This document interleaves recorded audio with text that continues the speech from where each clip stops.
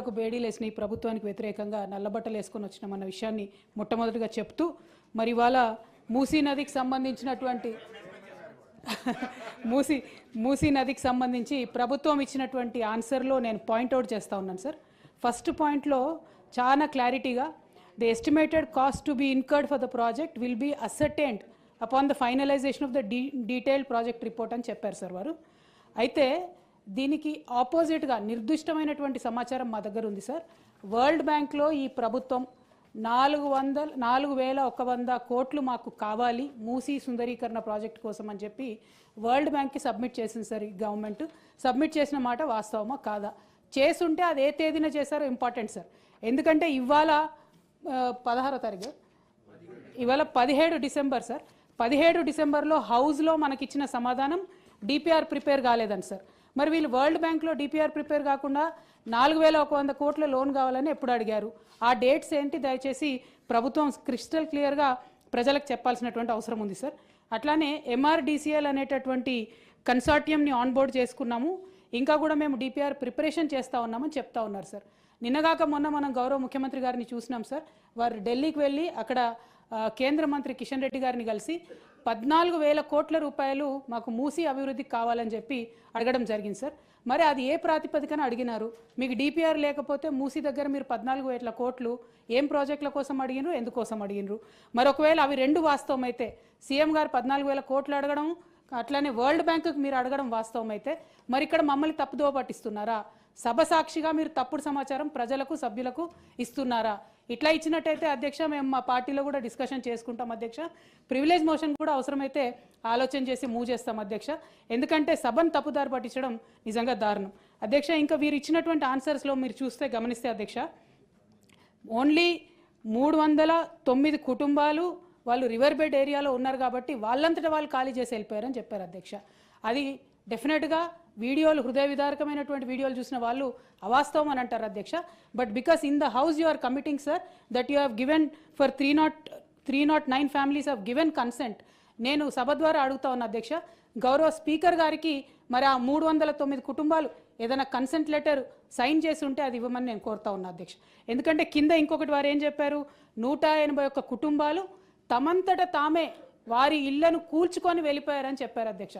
ఇది వినడానికి కూడా దారుణంగా చాలా హాస్యాస్పదంగా ఉంది అధ్యక్ష. మరి ఆ 181 కుటుంబాలు ఏదైనా కన్సెంట్ లెటర్ ఇచ్చాయా ప్రభుత్వానికి, ఉన్నదా అనేటటువంటి అంశం మేము అడుగుతా ఉన్నాం అధ్యక్ష. ఎందుకంటే ప్రజల్లోకి వెళ్ళినప్పుడు మూసీ పరివాహక ప్రాంతంలో పర్యటన చేసినప్పుడు మరి అక్కడ బుల్డోజర్లు రావడం, కూల్చడం, హృదయ విదారకమైనటువంటి సన్నివేశాలు అందరం కూడా గమనించినాం అధ్యక్ష. మరి అవేమీ మెన్షన్ చేయకుండా ఈ 300 కుటుంబాల గురించే ప్రభుత్వం చెప్తా ఉంది కాబట్టి వారేమన్నా కన్సెంట్ ఫామ్ ఇస్తే మీ ద్వారా ఇవ్వవలసిందిగా నేను కోరుతా ఉన్నాను అధ్యక్ష. అల్టిమేట్గా మానవీయ కోణంలో ఆలోచించాలి అధ్యక్ష. ఏ పేదవాడైనా గొప్పవాడైనా ఎవరికైనా ఒక సొంత ఇల్లు ఉండాలని ఉంటుంది అధ్యక్ష. ఇవాళ వీళ్ళు కూలగొట్టినటువంటి ఇల్లు అధ్యక్ష, మరి ఈఎంఐలు ఎవరు కడతారని ఏడుస్తున్నటువంటి పరిస్థితి ఉంది అధ్యక్ష. ఆ విషయంలో ఏమైనా ప్రభుత్వం ఆలోచన చేసిందా? మరి కూలగొట్టిన ఇళ్లకు ఈఎంఐ ప్రభుత్వం కడుతుందా? ఈ 3 అంశాల మీద స్పష్టత ఇవ్వాల్సిందిగా కోరుతా ఉన్నాను అధ్యక్ష.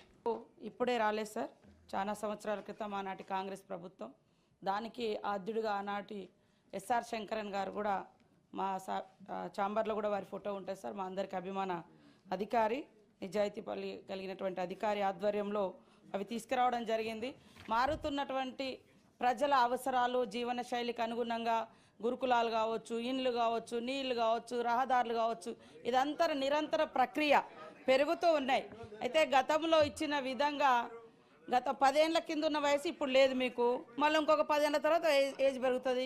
గత 20 ఏళ్ల కింద ఉన్న టెక్నాలజీ ఈరోజు లేదు, ఇట్లా ఉంటాయి. కాబట్టి అధ్యక్ష, మా ప్రభుత్వం కూడా అన్ని రకాలుగా చర్యలు తీసుకుంటూనే ఉంది. గతంలో కూడా అనేక మరణాలు, అనేక సంఘటనలు జరిగినాయి. ఇది కొత్త కాదు, కానీ ఇది చివరిది కావాలని మాత్రం మనస్ఫూర్తిగా కోరుకుంటున్నాం. ఎందుకంటే 100ల మంది పిల్లలు నిరంతరం ఈ రకంగా ఫుడ్ పాయిజన్తో ఇబ్బంది పడడం అనేది వాళ్ళ ఆరోగ్యానికి కూడా, భవిష్యత్తులో వాళ్ళు హెల్తీగా ఉండడానికి కూడా ఇబ్బంది అవుతుంది. కాబట్టి దాన్ని కంట్రోల్ చేయాలి అనే ఉద్దేశంతో ఫుడ్ కమిటీస్ కూడా వేయడం జరుగుతూ ఉంది. అదేవిధంగా ఇందాక మా ఎంఎస్ ప్రభాకర్ గారు అన్నట్టుగా ఈ సప్లైదారుల దాని మీద కూడా నిఘా పెట్టాల్సిన అవసరం ఉంది. హాస్టల్ సిబ్బందితో పాటు సప్లైదారులు కూడా వాళ్ళే రిపీట్గా వాళ్ళే ఉండడం కూడా జరుగుతూ ఉంది. ఖచ్చితంగా దీన్ని మేము దృష్టిలో పెడతాం. ఇందాక ఒక సభ్యుడు గారి గురించి మాట్లాడినప్పుడు, అంటే బయట ఉన్నారు, వారు ఆ ఉద్యోగాన్ని వదిలిపెట్టి వచ్చిన తర్వాత ఎన్ని ట్విట్టర్స్లో లేదా ఫేస్బుక్లో ఎన్ని వాయిస్లో వాళ్ళ గవర్నమెంట్ మీద ఇచ్చిరో కూడా మీ గవర్నమెంట్ మీద ఇచ్చినవి కూడా ఒక్కసారి తీయండి. నేను పేరు పెట్టలే కదా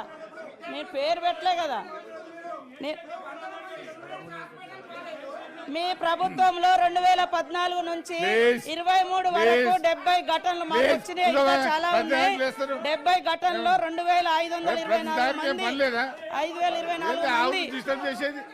5,024 మంది అస్వస్థకు గురైనరు.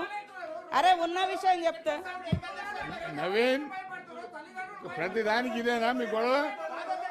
ప్రతిదానికి ఇదేనా గొడవ? Madhu, please SIT down. మీరు కూర్చోండి. స్కూళ్ళకి ఎవరు రావడం లేదు అంటున్నారు. అంటే మీరున్నప్పుడే గొప్ప, ఇంకెవ్వరు పరిపాలించడం తప్పు, బాగాలేదు అనడం తప్పు. 78,000 అప్లికేషన్స్ పెండింగ్ లో ఉన్నాయి అధ్యక్ష. 78,000 మంది 5th క్లాస్ వాళ్ళు మరి రెసిడెన్షియల్ స్కూళ్ళ కోసం అప్లికేషన్స్ పెట్టుకుంటే పెండింగ్ ఉన్నాయి. మీకు కావాలంటే డీటెయిల్స్ కూడా ఇవ్వడం జరుగుతుంది అధ్యక్ష. కాబట్టి ఈరోజు ఆశ్రమ స్కూళ్లను బలోపేతం చేస్తాం. అదే విధంగా మరి శైలజ గారి గురించి, అమ్మాయి గురించి కూడా చెప్పారు. వాస్తవానికి మేము అన్ని రకాలుగా ప్రికాషన్స్ తీసుకున్నాం, మంచి ట్రీట్మెంట్ ఇచ్చినాం. ఇవి నిమ్స్లో 12 లక్షల వరకు కూడా ఖర్చు పెట్టినాం.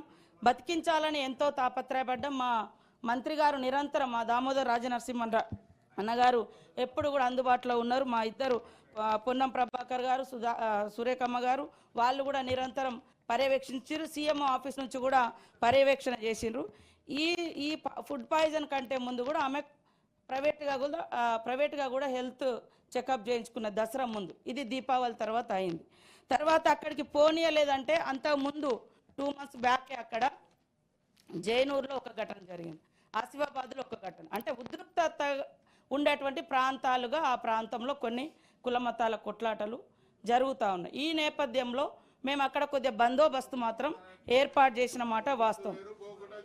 పోకుండా ఎవరిని చేయలే, మీ ఎమ్మెల్యే గారు పోయినరు.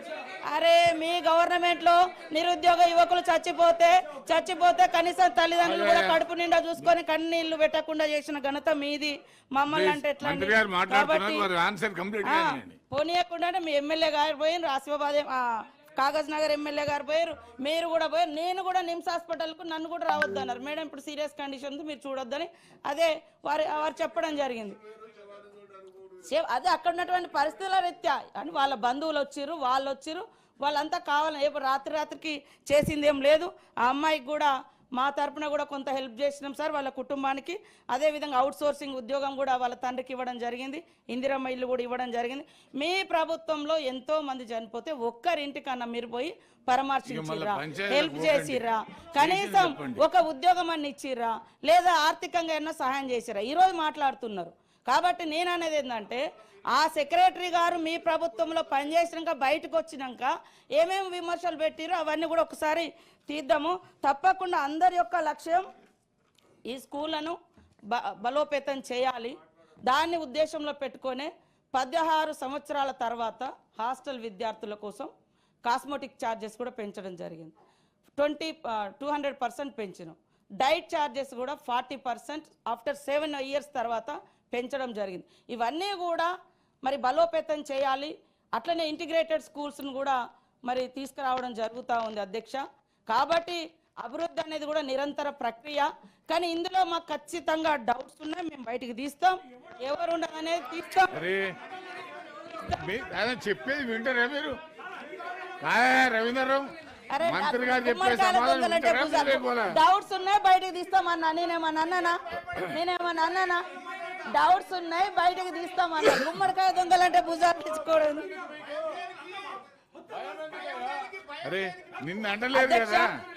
నేను మాట్లాడిన దాంట్లో మంత్రి గారు చెప్పండి, క్లోజ్ చేయండి. మాకు లేదండి. మరి మేము అట్లట్టు కింది వర్గాల నుంచి వచ్చినాం. మీకున్నంత యాక్షన్లు అవి రావు, మాకున్నది ఉన్నట్టుగానే మాట్లాడతాం. డివైడ్ చేసి మాట్లాడతాం. అట్లా ఇప్పుడు వారు ఆన్సర్ ఇస్తారు, ఇవ్వనివ్వండి. ఏం కావాలి ఏం కావాలి ఏం కావాలి నీకు? ఏం కావాలి ప్లీజ్ ప్లీజ్ పెడుతున్నాం కదా ప్లీజ్ రవీంద్రరావు గారు ప్లీజ్ కూర్చోండి. అంటే ఏంటో చెప్పమన్నాడు సార్. మీరు నా ఉందాతనాన్ని ఆయన ప్రశ్నిస్తున్నాడు. ఉందాతనం అంటే ఏంటిది? జరిగింది నేను చెప్పిన. ఇక్కడ ఆ సబ్జెక్ట్ గురించి ఏం మాట్లాడారు? చారి గారు మీరు అనుభవజ్ఞులు, సీనియరు, స్పీకర్గా పనిచేసినారు, అన్ని విషయాలు మీ దృష్టికి తెలుసు. ప్రతి విషయాన్ని మనం రాద్ధాంతం చేసుకోవడం సభకు గౌరవంగా ఉండదు. మీ ఆన్సర్ క్లోజ్ చేస్తే నెక్స్ట్ క్వశ్చన్కి వెళ్తాను.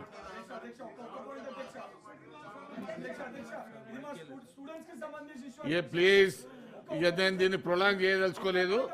ఆన్సర్ కంప్లీట్ చేయండి మేడం. ఆయన రవీంద్రరావు గారు మాట్లాడేటువంటి మాటలు చాలా అహంకారపూరితంగా ఉన్నాయి.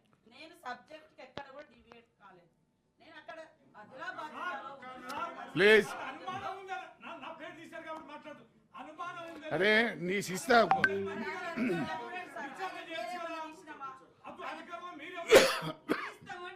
మాకు డౌట్స్ ఉన్నాయి, అవి కూడా బయటకు తీస్తామని చెప్పినాం. మీరు ఎందుకంత తొందరపడతా ఉందాతనం ప్రభుత్వానికి ఎంక్వైరీ చేసే అధికారం ఉంది, మీరు చేయండి. ఎవరు వద్దంటలేరు కదా, అందుకనే మీరు కంక్లూడ్ చేయండి. మేము వేస్తాం, తప్పకుండా జరుగుతుందని రాసేసి. కాబట్టి హాస్టల్ విద్యార్థిగా నేను కూడా 4th క్లాస్ నుంచి 10th క్లాస్ వరకు 3 గర్ల్స్ హాస్టల్లో చదువుకున్న విద్యార్థులుగా ఈ విద్యార్థుల బాధలు తెలుసు. కాబట్టి నిరంతరం మేము హాస్టల్స్ విజిట్ చేస్తున్నాం. దాన్ని దృష్టిలో పెట్టుకొని మా సీఎం గారు డైట్ చార్జెస్ 7 ఇయర్స్ తర్వాత మీరు పెంచలేదు, అప్పుడు మేము పెంచినాం. 16 ఇయర్స్ తర్వాత కాస్మోటిక్, ఎందుకంటే రోజు అన్ని రేట్లు పెరుగుతున్నాయి కానీ విద్యార్థులకు సంబంధించిన వాడేటువంటి మరి కాస్మోటిక్స్ కానీ డైట్స్ కానీ పెరగలేదని పెంచడం జరిగింది. ఇది ఒక గుడ్ స్టెప్. ఇవన్నీ మేము తీసుకుంటా ఉన్నాం. అదే విధంగా మధ్యాహ్నం భోజనంలో కూడా 3 కోడిగుడ్లు కూడా ఇవ్వడం జరుగుతుంది సార్. అదే విధంగా హెల్పర్స్ కోసం కేంద్ర ప్రభుత్వం నుంచి 600 రూపాయలు ఇస్తుంది, మిగతా 2400 రూపాయలు రాష్ట్ర ప్రభుత్వం భరిస్తుంది. అదే విధంగా 54,201 మంది వంటవారు పని చేస్తా ఉన్నారు సార్. తప్పకుండా వాళ్ళకి సంబంధించి మిడ్ డే మీల్స్ కి సంబంధించింది కూడా యాక్షన్స్ ఏదైతే ప్రోగ్రెస్ గా మంచి ఫుడ్ ఉండే విధంగా, అదే విధంగా వాళ్ళ జీతాలు కూడా ఇవ్వడానికి తొందరలోనే కృషి చేస్తామని అంటే ఇవ్వడం జరుగుతుందని తెలియజేస్తా ఉన్నాం. నేను మరొకసారి కూడా బాధ వ్యక్తం చేస్తా ఉన్నా సార్. నా ఉందాతనం ఎక్కడ దెబ్బతిన్నదో ఆయన చెప్పాలి. మేము మాట్లాడితే మీ అహంకారులకు అదే కనబడుతుంది. ఒకవేళ చారి గారు, రవీంద్రరావు గారు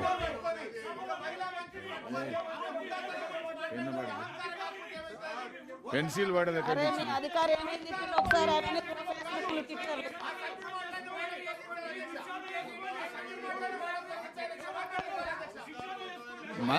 మంత్రి పట్ల గాని ఇతర ప్లీజ్ ప్లీజ్ ప్లీజ్ ప్లీజ్ నేను అధికారి పేరే తీయలేదు. ఆయన ఉచ్చుల పాట వద్దు, నేను అధికారి పేరే తీయలేదు. అధికారి పేరే తీయలేదు. తీసిన రికార్డ్ చూడండి సార్, రికార్డ్ చూడండి. ప్లీజ్ కూర్చోండి, రికార్డ్ చూడండి. అరే కూర్చోండి. నేను ఆయన పేరు తీసిన రికార్డ్, ఆయన పేరు తీయలే, ఈయన పేరు కూడా మంత్రి గారు మీరు కూర్చోండి తీయలేదు. కాబట్టి ఆయన మాట్లాడిన మాటలు విత్డ్రా చేసుకోవాలని కోరుతా ఉన్నా. ఒక్క విషయం, ఇక్కడ గౌరవ మంత్రి గారి మీద కానీ లేదా గౌరవ సభ్యుల మీద కానీ ఒకరిని ఒకరు అన్పార్లమెంటరీ భాష ఏది మాట్లాడినా సరే మన రికార్డ్స్ నుంచి తొలగించబడుతుంది.